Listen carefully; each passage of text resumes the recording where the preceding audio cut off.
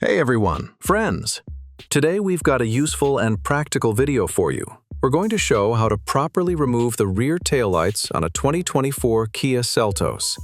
I'll explain everything step by step so you can easily do it yourself without any problems. So first, we need to open the trunk. This is important because all the mounting points are located inside. Once the trunk is open, on both the left and right sides, you'll find two screws holding the taillight in place. Take the right screwdriver and carefully remove these screws. Do it slowly and carefully. No rush, so you don't damage anything or strip the threads.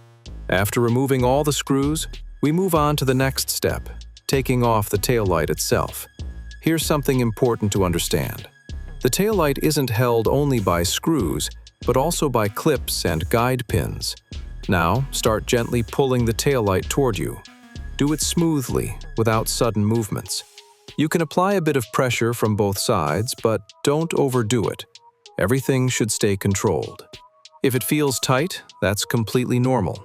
Just keep applying steady pressure, and eventually the clips will pop out and the taillight will come off. Now let me show you how it looks from the inside. This is what the back looks like. Here you can see the clips and the guide pins that hold the taillight in place. That's why it feels tight when removing it. Once the taillight is off, you can disconnect the wiring connectors. Just carefully unplug them, and that's it. The taillight is fully removed. And that's the whole process. As you can see, it's not complicated at all. The key is to do everything carefully and take your time. If you found this video helpful, don't forget to like and subscribe. There's a lot more coming.